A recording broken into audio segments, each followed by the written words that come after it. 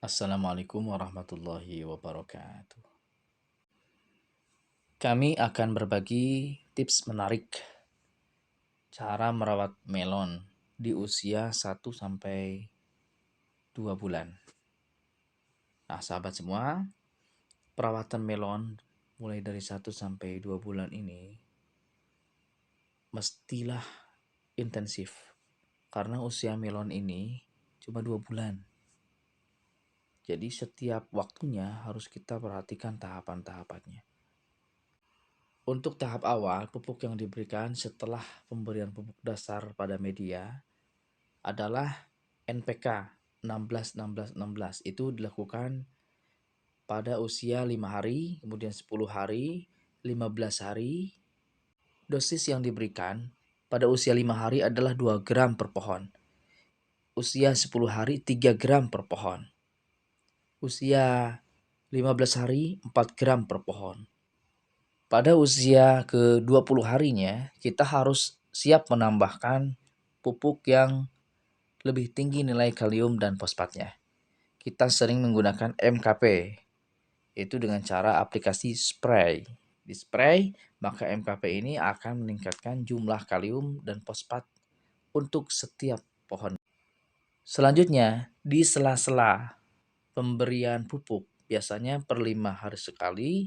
Nah, kita memberikan pupuk boron supaya kualitas buah semakin bagus. Kemudian kalsium, kemudian magnesium, dan pupuk mikro-mikro kecil. Karena melon ini selain harus manis secara rasa, tapi harus punya cita rasa dan aroma. Kemudian tingkat kemulusan kulit buah, terutama yang punya jejaring. Artinya rock melon, semacam rock melon ini harus terbentuk jaring-jaring di kulit luarnya. Nah, supaya hal itu terbentuk, maka semua unsur itu harus ditambahkan dalam proporsi yang cukup ya, tidak berlebihan. Tidak boleh ada kelebihan nutrisi sehingga melonnya itu cepat matang tapi rasanya kok hambar gitu. Kemudian kita beralih ke pestisida ya. Pemberian pestisida untuk tanaman melon sama dengan pemberian fungisida, ini tidak boleh berlebihan.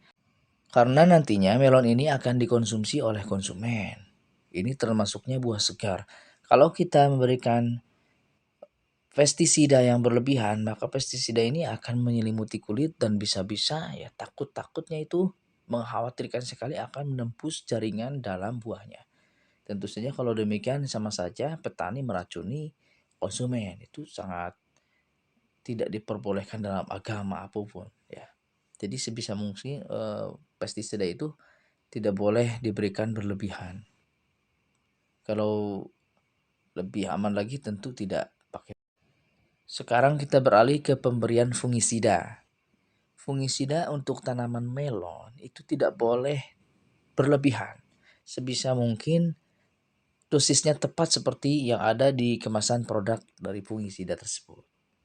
Karena kalau kelebihan, melon ini cepat busuk, cepat matang, cepat busuk. Kenapa? Karena fungisida itu di dalamnya ada ZVT. Nah, kalau si zat pengatur tumbuh ini terlalu besar kita berikan, maka dia akan mempercepat proses pertumbuhan melon itu. Sementara buahnya itu tidak mengikuti. Secara usia dia itu ya masih muda, tapi pertumbuhannya seperti dewasa. Nah, ini fungisida ini tidak boleh berlebihan diberikan. Kalau perlu ya dikurangin dosis dari yang tertera di kemasan pabrikan fungisida yang kita pakai. Berikutnya yang tidak kalah penting, bahkan ini super penting. Soal kebutuhan melon terhadap cahaya. Jadi ini harus kita perhatikan. Karena menurut pengalaman beberapa kali kita mengunjungi petani-petani melon, ketika melonnya itu gagal memberikan cita rasa yang manis, ternyata salah satunya adalah kekurangan cahaya. Jadi sebisa mungkin cahaya itu harus optimal. Karena terbentuknya zat-zat gula di dalam buah melon itu akan terbentuk secara maksimal kalau sinar mataharinya full menyinari.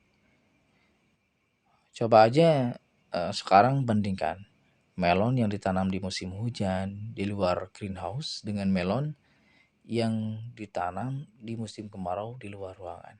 Pasti tingkat kemanisannya akan lebih manis yang ditanam ketika musim kemarau, karena musim kemarau itu cahayanya full. Dari pagi hingga sore itu cahaya matahari tidak tertutup awan ya, tidak terhalang oleh rintik-rintik hujan. Jadinya melonnya pun super manis. Nah, untuk mengakalinya kita bisa menggunakan lampu LED yang khusus untuk tanaman. Sahabat semua, demikian cerita kami. Assalamualaikum warahmatullahi wabarakatuh.